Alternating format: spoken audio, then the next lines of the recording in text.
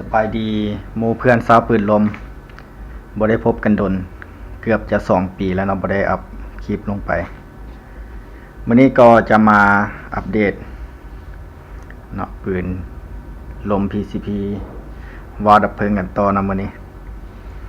จะเป็นรูปแบบหลอดของใช้กับวาล์วเยอรมันหลอดตัวนี้ตัวนอก38เนาะหูใน26หนา6มิลเนาะความหนาตอนซื้อมากับจะต่อกันเนาะยาวอยู่ที่50 เซนติเมตรก็จะมาตัดออกเฮ็ดสุดค้อนว่าเยอรมันว่าสิไข่ให้เบิ่งอยู่แต่ไข่บ่ได้ แน่นโพดก็เลยบ่ได้เขียนเป็นวาล์วทั้งในเนาะก็จะใส่เป็นซุปเปอร์ลีนเพราะเขาจะอัดหลายเด้อัดลมหลายต้องใส่ซุปเปอร์ลีนถ้าว่าใส่ตัวเนาะวาล์วอย่างที่มากับวาล์วดับเพลิงจะบ่สามารถสับแตกได้ต้องเปลี่ยนเป็นซุปเปอร์ลีนเพื่อจะตอกให้มันแตกง่ายเนาะตัวนี้เอาเฮ็ดเกี่ยวเข้าไปแล้วเนาะตัวนี้ก็ไปให้สร้างเขาเฮ็ดกึ่งเกี่ยวใส่อยู่ประมาณนี้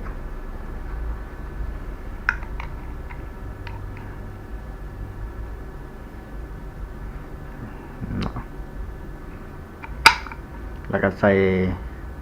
หูลมขึ้นอยู่นี่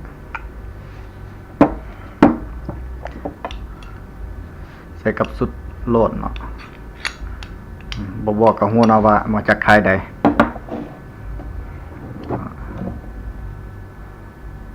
เห็นอยู่บ่เกี่ยว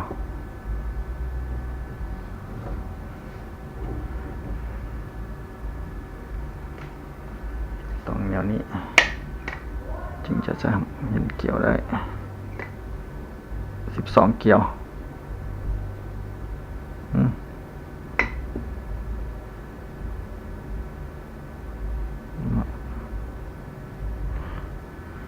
เป็นลำ12 เกี่ยวจากค่ายดัง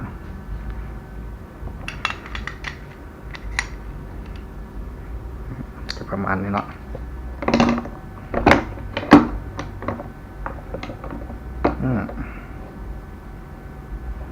แต่มันก็ยังบ่แล้วเถอะก็ต้องรอท่ามันแล้วตัวนี้คือกันดึงหลังจากค่ายดัง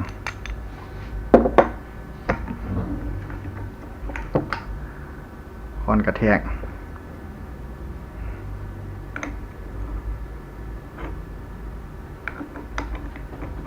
หูจะพอดีเลยนะ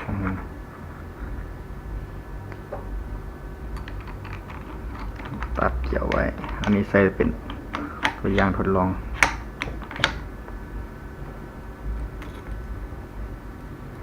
สปริง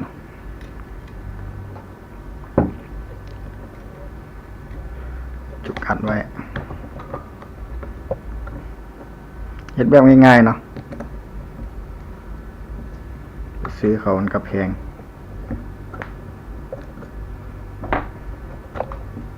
มันคือเขาอะไรวะเนี่ย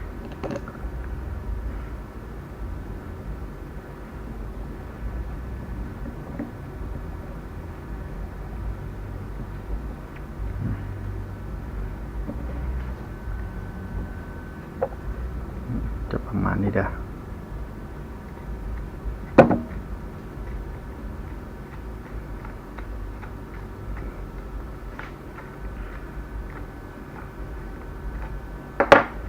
ยังหูลมขึ้นแล้วก็เนาะสุดไก่อาจจะเฮ็ดเวทไก่ MC กำลังหลอมอยู่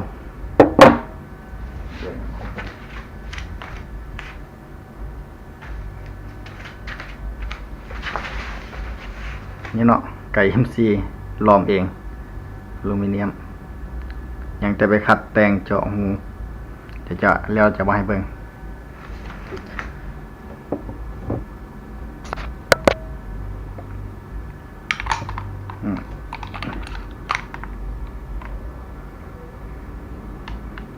ตัว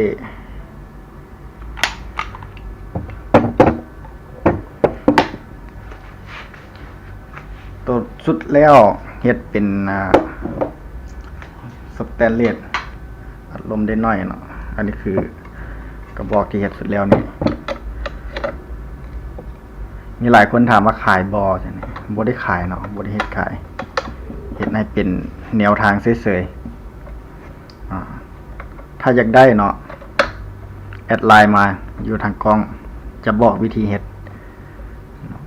บ่ได้ขายเนาะจะบอกวิธีเฮ็ดแนะนำวิธีเฮ็ดให้ตัวนี้ก็คือเวลาขึ้นลำดึง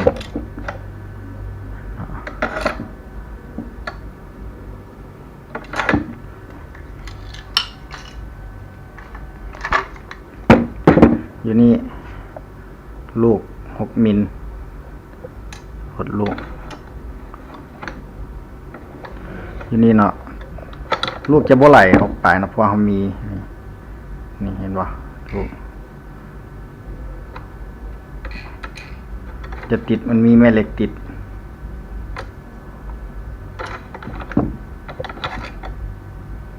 เอาลูกออกก่อนจะยิงมันเพราะว่านี่มันแห้งเนาะเดี๋ยวสอบ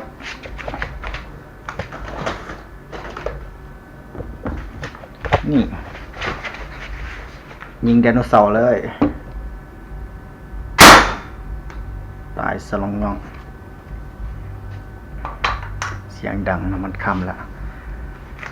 ก็จะจบเพียงเท่านี้เนาะกับคลิปนี้ อย่าลืมติดตามกันเด้อเดี๋ยวจะมาอัปเดตคลิปใหม่ให้เบิ่งเนาะสำหรับคลิปนี้ขอจบเพียงเท่านี้เนาะ